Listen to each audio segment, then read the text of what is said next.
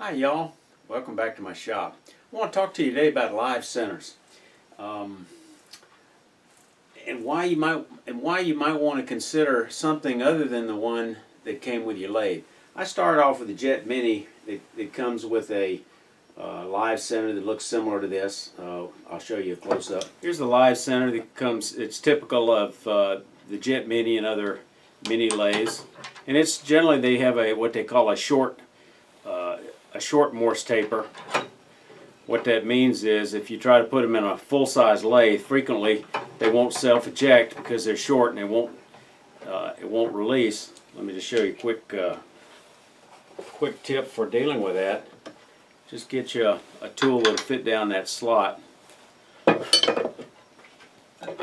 such as your thin parting tool, and you can actually just pop it out very easily.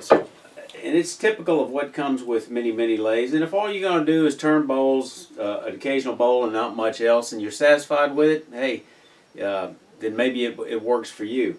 But if you're going to turn a real variety of stuff, spindle stuff and ornaments and boxes and vases and tools, and the list goes on and on and on, you might want to consider purchasing a live center that's got a lot of benefits, a lot of features for a very reasonable price. And the one I'm very happy with, and I'm going to demonstrate for you today, is the Nova Live Center System. I've had it for 3 years, and it's just been really a good system. It's not a new system. It's been around for about 15 years, so it's machined very well. We're going to get a close-up of some of these parts.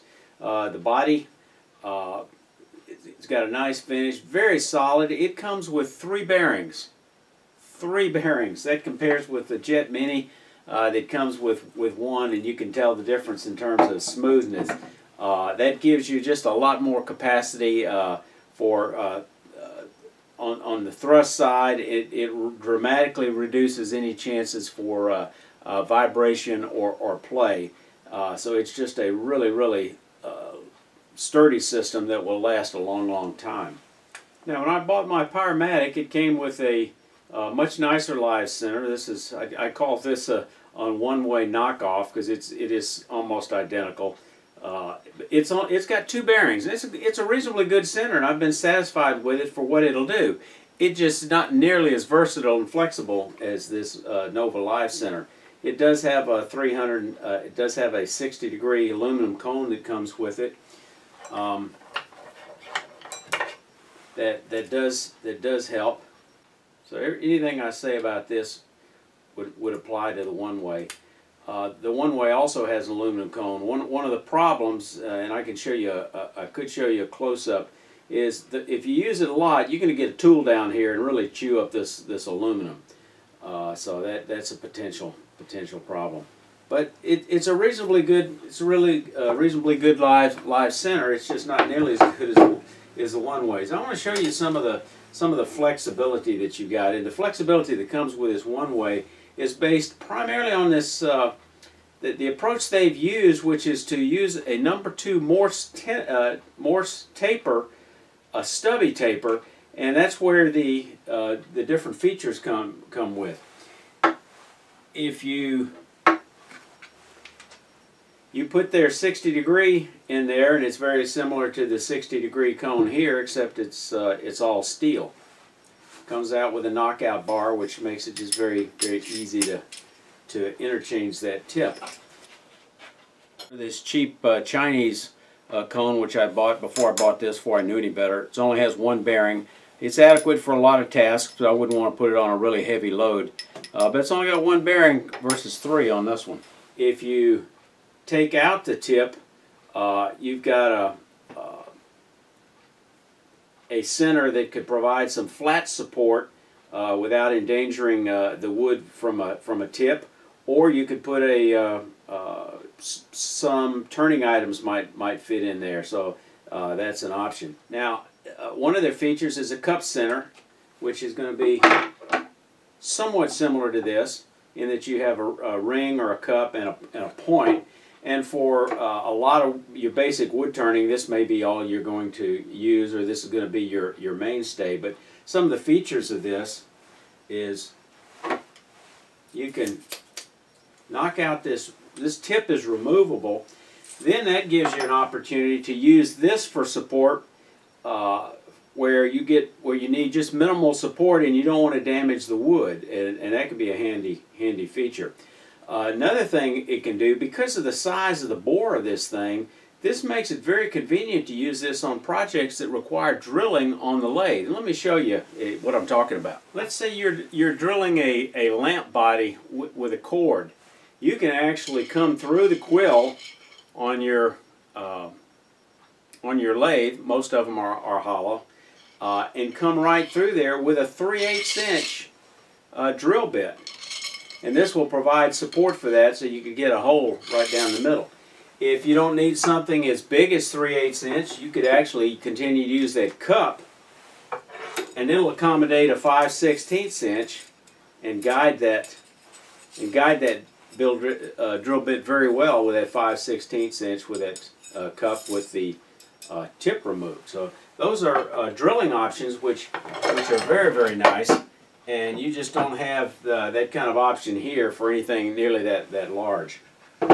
Now, I showed you the knockout bar. I'm going to show you this on the lathe, because you could mount this on the board. If you use, depending on the size of your knockout bar, or you get a piece of drill rod, you could actually replace some of these features on the lathe, and I'll show you that in just a moment. Okay, here's an example of what I was talking about, changing it out on while it's on the lathe. You could come in behind with your knockout bar and just knock out that tip and replace it with another tip, not even have to take the thing off. Another tip that's very handy is this miniature tip. It's a 1/4 inch, and it gives you standoff distance from your work. The miniature point, this is a 1/4 inch, this is just under 3/8 of an inch. This is really handy for standoff work. Let me give you an example of what I'm talking about. What if we're turning a lamp pole, for example? We've got a hole drilled all the way through it, about 1/8 of an inch. And we've got this up against the tailstock here. Well, the problem you have with a cone, a cone can work, but you're liable to get into that tool, or rather you're liable to get into that cone. But it won't work with a standard center. You can see what a problem you've got if you're doing this kind of work with a standard live center. It just won't work. But with a standoff, you've got lots of room to shape your work down near the tailstock, which is just a really handy feature.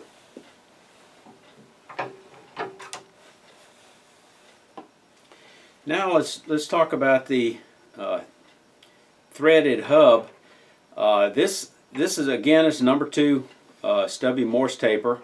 It just pops in there. If you just needed flat tailstock support on a project, you know, this will work fine. Let me just give you an example of how handy this could be.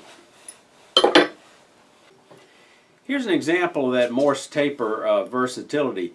You could easily turn an auxiliary, or what you might call a soft touch, an additional insert out of wood, and you just turn on the headstock and pop it in there, and there you go. You've got that. Now, to shape this, all you got to do is put it on the lathe and shape it round, because it's using the same Morse taper as your headstock, so you can get this thing where it runs true. So that's one little feature with it. Let me show you a center I bought early on when I got into pin turning. I think it came out by Penn State. It's called a Mandrel Saver. It's got a 1/4 inch recess, so you can put your pin mandrel in there, so you don't put pressure on it. And I thought, well, that's a nice feature. It's only about $16. Again, it's got one bearing, and it runs rough. It's always run rough. I don't know how many times I've read on forums where people talked about this particular thing with a cheap bearing squealing on you. So, well, guess what? We can do the same thing with by just turning a little soft touch out of wood, or in this case some UMVH, I think, plastic that I picked up off Amazon. I picked up a rod for about $3, about a 2-foot rod, and that pops in there. You drill a 1/4-inch hole and you've got the same thing. So for what I've already paid for, you know, I bought this for about $20. I bought this for about $16. You're already part way to paying for this thing by buying by not buying cheap knockoffs. You can make them out of wood if you don't want to make one out of plastic. They're just really easy to turn on the. Now let me show you a really handy feature of this thing. This has got a stubby Morse taper on each end. It's flat on one end, which could be very handy for providing support up against a bowl or some project where you don't want to damage the bottom, but you want to get a little additional support, and that's an easy thing to use. But this thing comes with a 5/16 inch National Course thread on one end, so you can actually put a hanging bolt on it that threads in here, and then all you got to do is show you some examples. You could drill you a hole a little smaller than 5/16 of an inch into a block of wood. You can thread it on here. You turn it true by just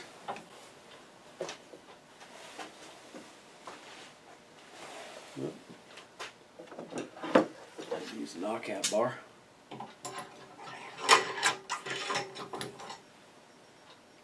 You simply get you a piece of you know, put some wax on your bolt before you thread it in there. Thread this on here.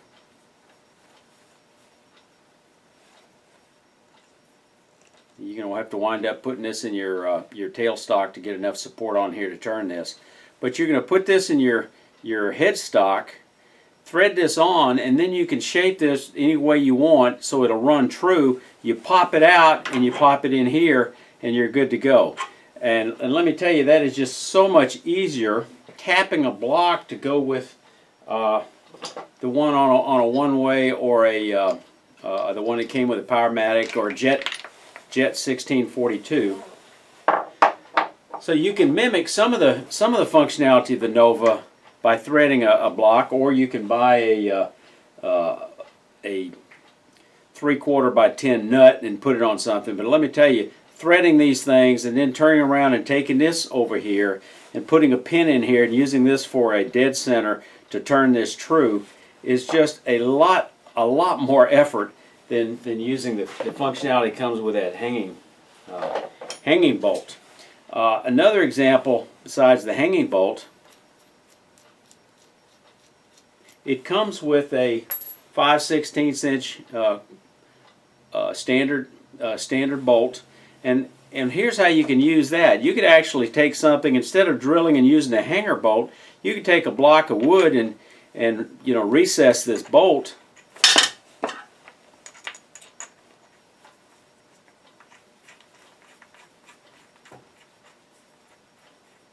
Recess the back where that stubby will just fit in there flat.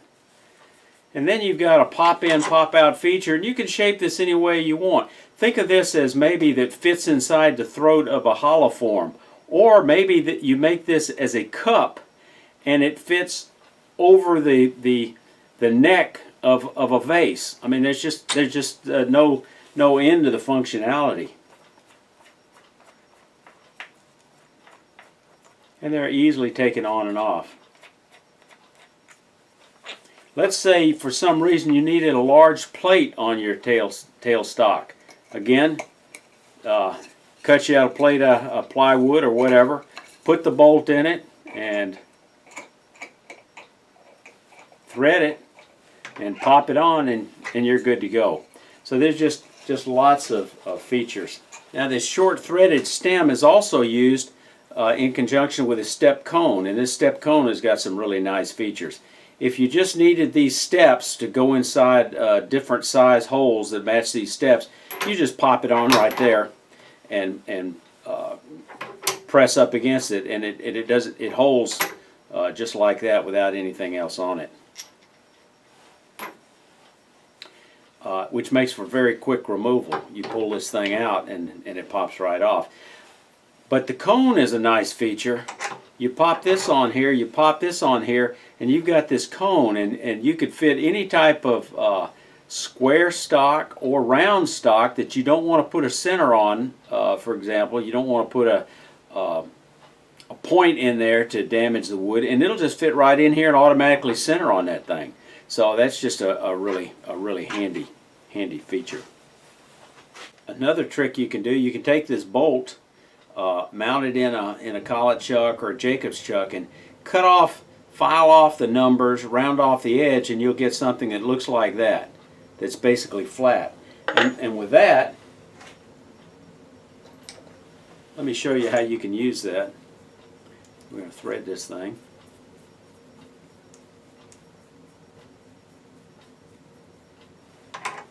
Pop it on here.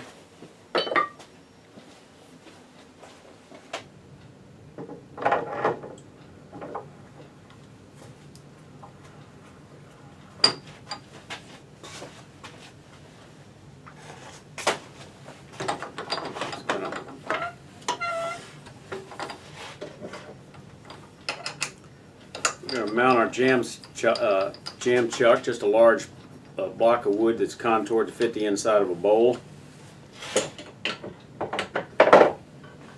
Then we take the bowl. Let's pretend this is a vacuum chuck, or I could get a vacuum chuck out. You could center this thing. Once it's centered on the vacuum chuck, you could center it with a point, and then bring this up, and you've got lots of room. That you don't damage this, and you can work around this with that nice smooth tip of that bolt, because you ground away any of the numbers or indentions on it, and you get nice support. So that's another example. Another accessory that doesn't come with it, but it's available for purchase, is they have a threaded chuck adapter that's basically got this, uses the same stub Morse taper that fits in here, and you can actually take a piece off your chuck that you're going to put on a vacuum chuck, keep it intact, keep it in the correct mounting position, mount the chuck on that adapter. I'm going to show you a picture of that here, and then use that to center a vacuum chuck, because vacuum chucks don't center automatically. You've got to have a mechanical way, or you've got to keep futzing with it. And so that's a feature they sell that can be very handy for some people. I don't know how well you can see this manual, but it's got a 6-page manual that comes with it. It shows some of the features that I've talked about today, how you can use pieces of wood to mount auxiliary accessories on the front, either using a hanging bolt or the 5/16 inch coarse bolt, and it gives you some examples of how you go about doing that, just similar to what I've shown you. Okay, so in summary, I've shown you the features of the Nova Live Center, how versatile and flexible it is, easily adaptable, and it's very reasonably priced. You can get it from any number of different places. I found them on Amazon as cheap as $53, which you know, is a real bargain. So I know there's some other good live centers out there, but I just don't think you're going to find one any higher quality than this one with the flexibility. I want to take this moment to thank some of the comments that I've gotten from some of you viewers and suggestions for videos. I've got some real good ones coming. Some great suggestions for videos that you'll be seeing in the future. Again, thanks for watching.